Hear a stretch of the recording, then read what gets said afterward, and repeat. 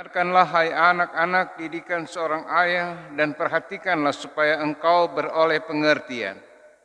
Karena aku memberikan ilmu yang baik kepadamu, janganlah meninggalkan petunjukku. Karena ketika aku masih tinggal di rumah ayahku sebagai anak lemah dan sebagai anak tunggal bagi ibuku, aku diajari ayahku katanya kepadaku, biarlah hatimu memegang perkataanku, berpeganglah pada petunjuk-petunjukku, maka engkau akan hidup. Berolehlah hikmat, berolehlah pengertian. Jangan lupa dan jangan menyimpang dari perkataan mulutku. Janganlah meninggalkan hikmat itu, maka engkau akan dipeliharanya. Kasihilah dia, maka engkau akan dijaganya. Permulaan hikmat ialah perolehlah hikmat. Dan dengan segala yang kau peroleh, perolehlah pengertian. Junjunglah dia, maka engkau akan ditinggikan. Engkau akan dijadikan terhormat apabila engkau memeluknya. Ia akan mengenakan karangan bunga yang indah di kepalamu. Mahkota yang indah akan dikaruniakannya kepadamu. Hai anakku, dengarkanlah dan terimalah perkataanku, supaya tahun hidupmu menjadi banyak. Aku mengajarkan jalan hikmat kepadamu. Aku memimpin engkau di jalan yang lurus. Bila engkau berjalan, langkahmu tidak akan terhambat. Bila engkau berlari, engkau tidak akan tersandung. Berpeganglah pada didikan, janganlah melepaskannya. Peliharalah dia, karena dialah hidupmu. Janganlah menempuh jalan orang fasik, dan janganlah mengikuti jalan orang jahat. Jauhilah jalan itu, janganlah melaluinya. Menyimpanglah daripadanya dan jalanlah terus, karena mereka tidak dapat tidur bila tidak berbuat jahat. Kantuk mereka lenyap bila mereka tidak membuat orang tersandung, karena mereka makan roti kefasikan dan minum anggur kelaliman. Demikian pendidikan anak yang berkarakter. Itulah tema kita. Saudara-saudara yang berbahagia di dalam Yesus Kristus, konsep pendidikan memberi arti adalah suatu proses pengubahan sikap dan tata laku seseorang atau kelompok dalam usaha pendewasaan manusia melalui upaya pengajaran dan pelatihan. Setiap orang akan mendapat proses pembelajaran agar dari yang tidak tahu menjadi tahu. Anak petani dan anak seorang nelayan tentu berbeda dalam proses pembelajarannya, berbeda dalam bidang pengetahuannya. Sedangkan karakter adalah sifat-sifat kejiwaan, akhlak atau budi pekerti yang membedakan watak setiap orang. Oleh sebab itu, ada orang yang temperamennya tinggi, cepat marah, ada yang rendah hati, ada yang tidak sombong, ada yang memiliki sikap selalu terus mau mendahulukan orang atau melayani orang. Inilah realita hidup di mana setiap orang dari sejak dini dia harus menikmati proses pendidikan, supaya dengan demikian melalui pendidikan itu dan juga dalam suatu lingkungan yang dipersiapkan, karakter seseorang bertumbuh dan berkembang, membentuk sifat-sifat kejiwaan yang baik. Sehingga saudara-saudara yang kekasih dalam Tuhan, ada 3 komponen yang bertanggung jawab terhadap hal ini, yakni dimulai dari keluarga, gereja atau institusi keagamaan, dan yang ketiga pemerintah. Dalam hal ini tentu masing-masing memiliki fungsi, tugas, dan tanggung jawab. Tapi semua sama terarah untuk membentuk seseorang supaya menjadi orang yang memiliki pengetahuan, memiliki keterampilan, dan memiliki jiwa yang sehat. Oleh sebabnya, perenungan firman Tuhan pada saat ini kita dapati menitik beratkan tentang bagaimana peran keluarga, ya, di mana basis awal untuk hal tersebut yang dimaksud dengan pendidikan, baik itu secara ilmu pengetahuan, keterampilan, dan karakter itu harus dimulai dari keluarga. Ya. Keluarga yang memberi ruang untuk adanya proses pendidikan pengajaran bagi anak-anak. Orang tua di sini sungguh bertanggung jawab dalam pendidikan bagi anak-anak.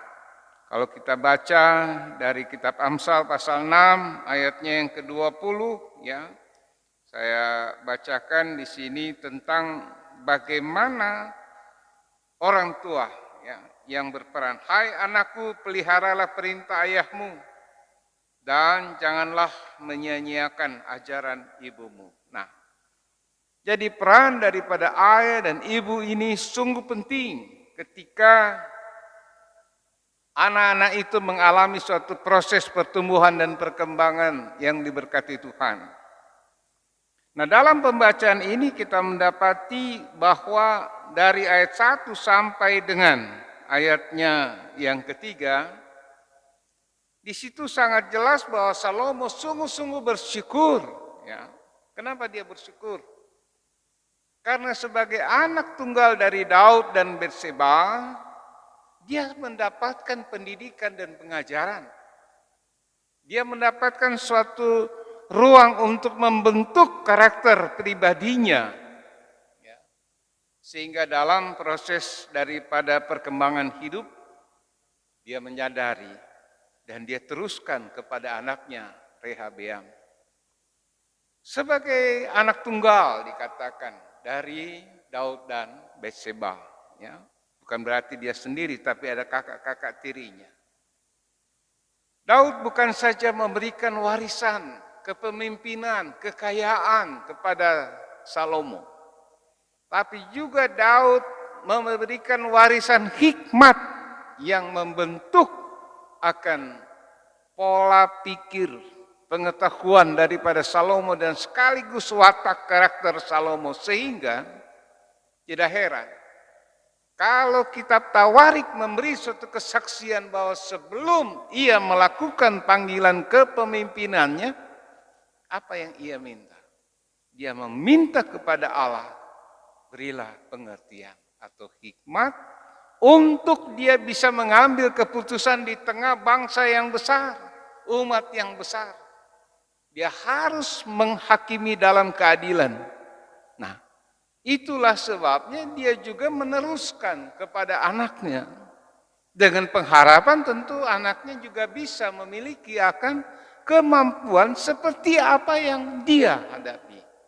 Saudara-saudara yang kekasih, Daud tidak memberikan suatu pandangan-pandangan atau prediksi tentang apa yang akan terjadi dialami oleh Salomo. Salomo juga tidak memberikan gambaran-gambaran, tapi kepada anak-anak mereka diberikan suatu persiapan yang sungguh-sungguh bisa mengantar mereka masuk di dalam konteks kehidupan masing-masing.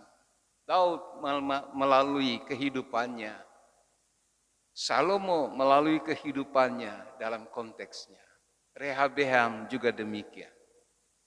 Nah, kita tahu bersama ketika Rehabeam tidak lagi mengikuti kebenaran, akhirnya Tuhan menyatakan apa yang sesungguhnya harus dinyatakan. Nats pembimbing kita sudah jelas tadi, ya, bila anak-anakmu hidup dalam kasih setiaku, ya, hidup senantiasa bersekutu denganku, aku tidak memutuskan tata kerajaan. Tapi kalau mereka tidak setia, maka tahta kerajaan itu bisa pindah ke orang lain. Itu hak Tuhan. Karena ini adalah umat Tuhan. Beda dengan suatu kerajaan karena bukan dari Tuhan. Ya, ini umat Allah terbentuk dari Tuhan. Nah, kita pahami bahwa kita juga hidup sebagai keluarga Kristen.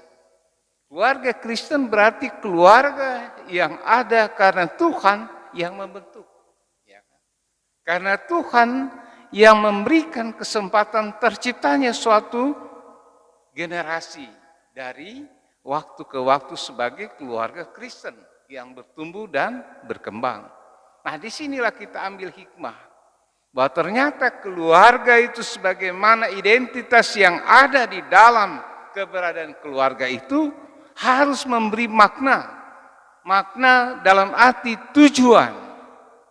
Tujuannya ini kehendaki Tuhan bahwa setiap keluarga Kristen harus menciptakan suatu generasi yang sungguh-sungguh bisa memberi suatu makna hidup Kristiani tentunya ya.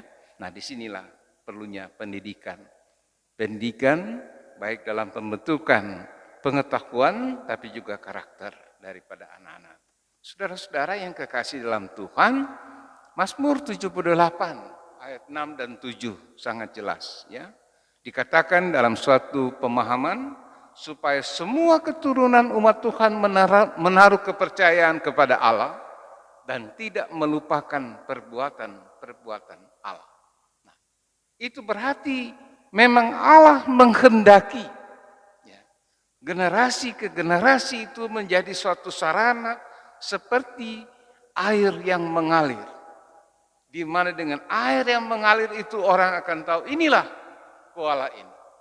Demikian keluarga ketika dia mengalirkan kehidupan yang selalu terus berada dalam persekutuannya dengan Allah, maka orang akan tahu inilah keluarga, generasi Kristen dari waktu ke waktu, ya, tidak terputus.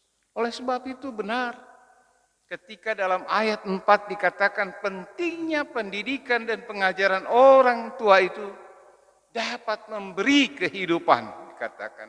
Oleh sebab itu, apa langkah yang harus diberlakukan? Dipegang dan dilakukan. Ya, dipegang dan dilakukan. Nah, itulah saudara-saudara. Kalau kita perhatikan di sini bagi generasi muda daripada setiap keluarga, anak-anak, mulai dari anak-anak usia sekolah sampai generasi muda, pegang dan lakukan apa yang sesungguhnya disampaikan oleh orang tua. Ya, itulah wujud kasih, itulah wujud warisan yang tidak akan pernah hilang dalam perjalanan hidup anak-anak. Nasihat yang kita bisa lihat dimulai dari ayat yang kelima dan seterusnya. Ini yang harus dipedang dan dilakukan. Yang pertama ialah didapati, jangan meninggalkan hikmat, kasihilah hikmat, karena hikmat akan melindungi dan menjaga. Ya, itu faedah yang bisa diambil dari hikmat. Nah, sekarang menjadi pertanyaan, bagaimana mungkin hikmat bisa berbuat yang demikian? Ya kan? Saudara-saudara, kalau kita baca dari pasal pertama kitab Amsal di sini, ya, sangat jelas bahwa Salomo mengutarakan hikmat itu berarti orang berhikmat, dia hidup di dalam takut akan Tuhan. Dia memiliki pengertian untuk bagaimana hidup takut akan Tuhan.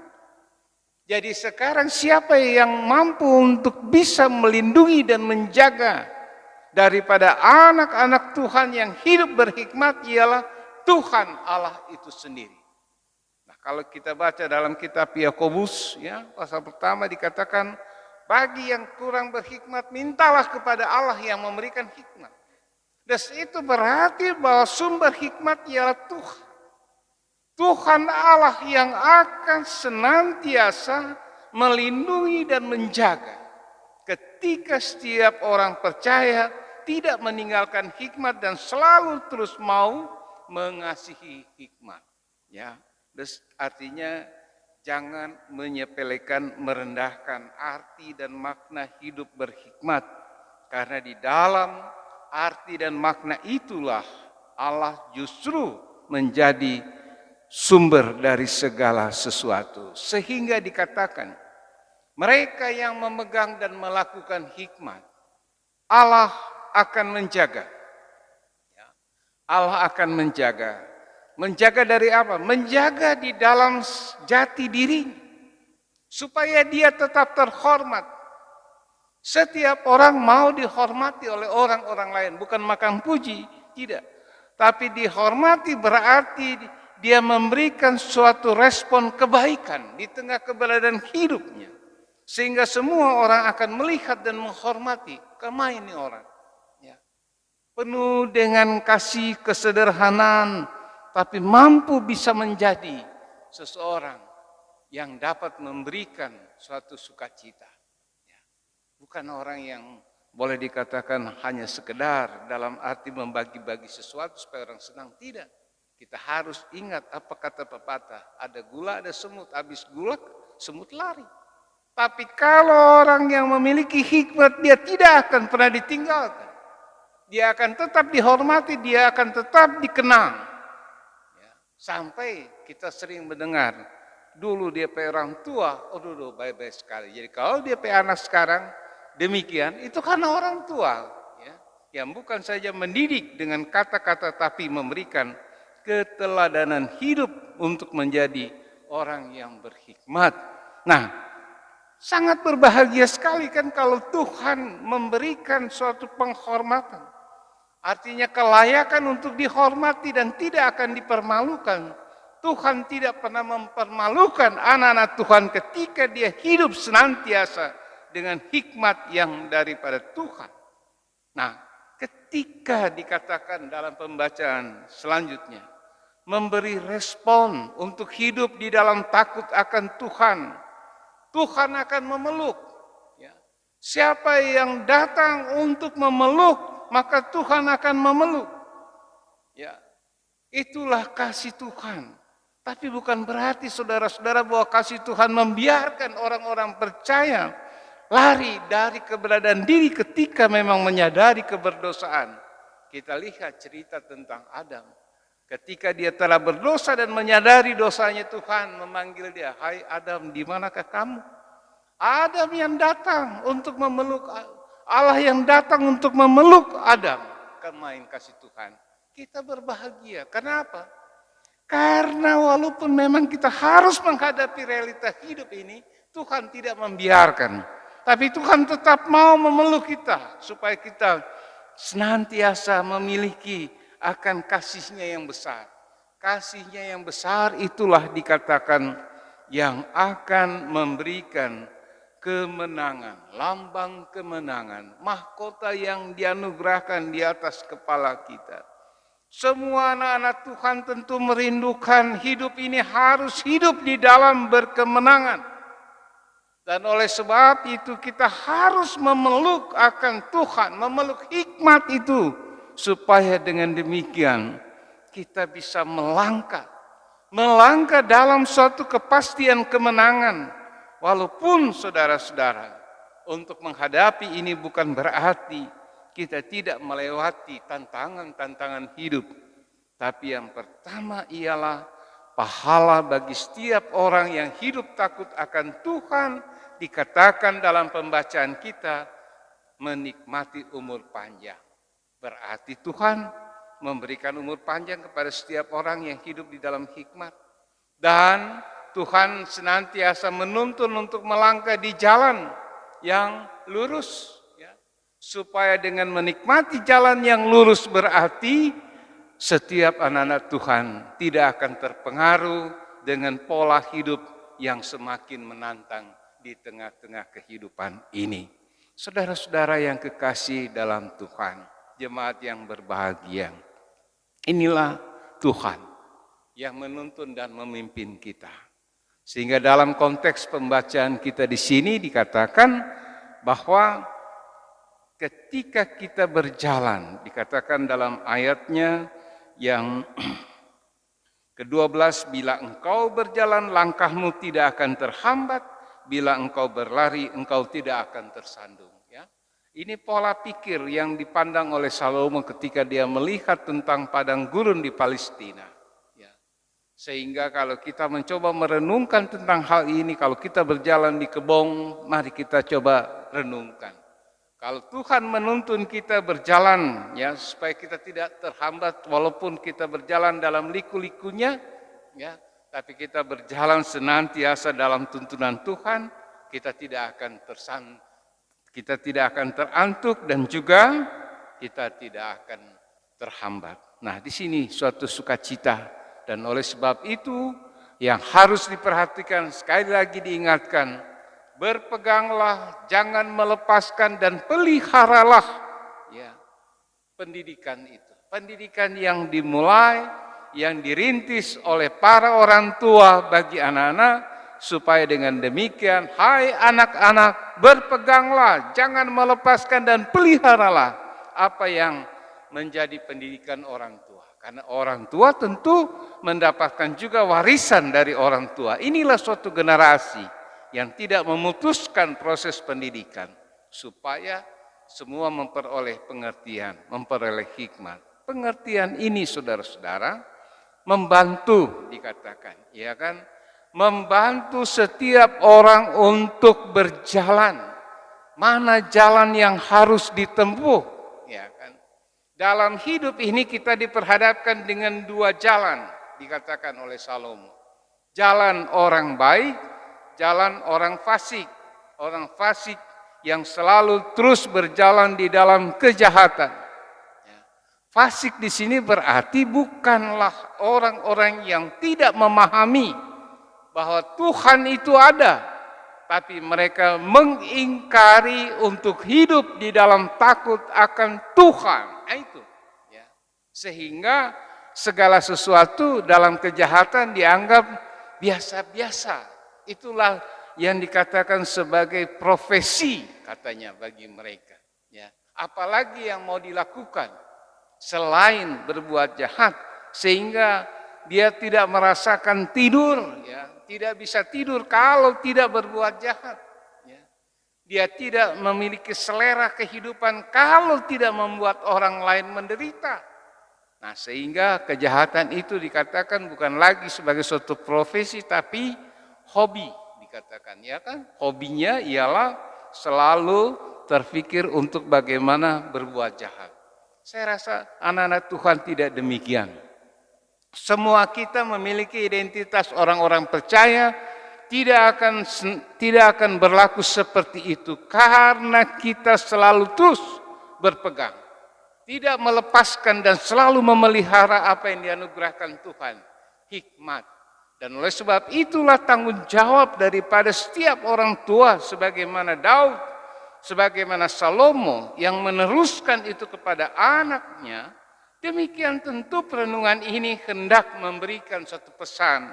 Marilah kita sebagai keluarga Kristiani, kita jadikan lingkungan keluarga itu sebagai sarana yang menciptakan adanya suatu proses pendidikan, proses yang membawa anak-anak kita mengerti tentang bagaimana jalan di tengah hidup ini harus tetap memiliki hikmat yang daripada Tuhan. Dan oleh sebab itu, kesuksesan, sebagaimana saya katakan dalam awal tadi, kesuksesan sebagai anak petani terjadi bukan karena dia hanya mendengar tentang bagaimana pola hidup bertani, tapi dia belajar dari realita kehidupan sebagai petani. Ada berhasil, ada gagal, keberhasilan, kegagalan itu harus dilalui. Hidup demikian. Dan oleh sebab itu contoh keteladanan daripada orang tua juga harus menjadi cerminan. Supaya dengan demikian anak-anak dapat melihat, bukan saja dia mendengar tapi dia melihat. Dan dia mempraktikkan hidup benar. Kalau hidup tetap di dalam hikmat, maka hikmat akan mengajar setiap orang untuk senantiasa memiliki pandangan dan keseimbangan yang benar di dalam menghadapi pergumulan kehidupan. Karena orang ingin tahu, orang berdoa untuk bagaimana menghadapi COVID-19. Ya, benar. Orang berdoa supaya semua sehat-sehat dan kuat. Ya, benar. Tapi realita kehidupan ini yang sesungguhnya orang tidak tahu. Bagaimana apa yang akan terjadi. Tapi kalau orang memiliki hikmat Tuhan, orang tidak akan takut menghadapi realita hidup ini. Karena kita tahu siapa Allah.